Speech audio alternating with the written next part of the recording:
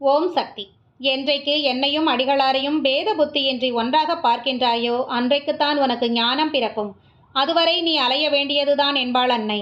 அன்னையின் இந்த அருள்வாக்கு மிக நுட்பமான உண்மையை கூறுவது, குரு தத்துவத்தை குறிப்பாக விளக்குவது. குருவே பிரம்மா, குருவே விஷ்ணு, குருவே மகேஸ்வரன், குருவே பரபிரம்மம் என்பார்கள். நான் வேறு, அடிகளார் வேறல்ல என்ற அன்னையின் அருள்வாக்கு நுட்பத்தை நாம் புரிந்து கொள்ள வேண்டும். எல்லா தெய்வத்தையும் கும்பிடுவது ஆரம்ப நிலை. ஒரு தெய்வத்தை மட்டும் உபாசனை தெய்வமாக ஏற்று வழிபட்டு வருவது அடுத்த நிலை. அந்த தெய்வத்திடம் நம்மை சேர்த்து வைக்கின்ற குருவையே பற்றி கொள்வது மிக உயர்ந்த நிலை. இந்த நிலைக்கு நாம் மேலே முன்னேறி போக வேண்டும். குரு மூலமாகத்தான் ஒருவன் பரம்பொருளை அடைய முடியும்.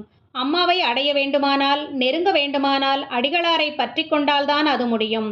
அம்மாவையும் அடிகளாரையும் ஒன்றாகவே பாவிக்கிறவர்கள்தான் பரிபக்குவம் பெற்றவர்கள். குருவின் வடிவத்தில்தான் இஷ்ட தெய்வம் உரைகின்றது. குரு பக்தியை வளர்த்து கொண்டு நம்மால் முடிந்த அளவில் தியானம் செய்து வந்தால் அன்னை நம்மை படிப்படியாக மேலே உயர்த்தி கொண்டு வருவாள். அடிகளாரை படத்தில் வைத்து வணங்கு என்ற அம்மாவின் அருள்வாக்கையும் அதன் நுட்பத்தையும் புரிந்து கொள்ள முயல வேண்டும். குருவை பற்றி கொண்டுதான் ஒருவன் தெய்வத்தை நெருங்க முடியும். தெய்வத்தோடு ஒன்று கலக்க முடியும், முக்தி பெற முடியும். ஆன்மீக உலகில் உள்ள ரகசியம் இது.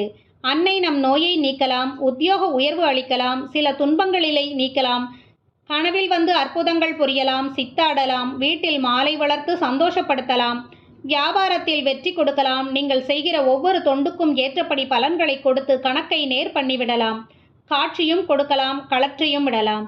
ஒன்றை மட்டும் சுலபத்தில் அன்னை செய்துவிட மாட்டாள். அது என்ன? நம் ஆன்மா அழுக்குகள் நீங்கி சுத்தமாகிற வரையில் தன் திருவடிகளில் சேர்த்து கொள்ள மாட்டாள், முக்தி கொடுக்க மாட்டாள். ஆம், இது அவளே வகுத்து கொண்ட கருமச் சட்டம்.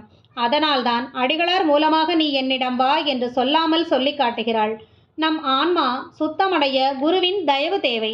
குருவின் தயவு இல்லாமல் பக்தி மார்க்கத்தில் ஈடுபட்டவன் அம்மாவை நெருங்கிவிட முடியாது.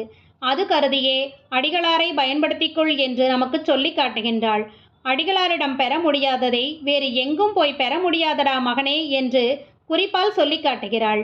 தியானத்திற்கு மூலம் குருவின் வடிவம், பூஜைக்கு மூலம் குருவின் பாதம், மந்திரத்திற்கு மூலம் குருவின் வாக்கியம், முக்திக்கு மூலம் குருவின் கிருபை என்கிறது குரு கீதை.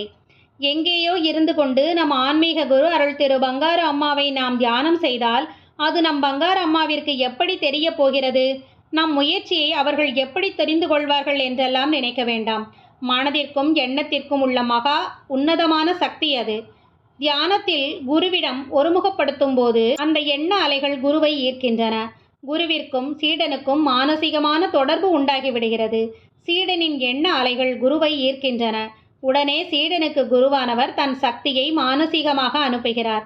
அதனால் சீடனுக்கு மன அமைதி, ஆனந்தம் ஏற்படுகிறது. சீடனின் மனோசக்தி மின்சார சக்தி போல வேலை செய்கிறது.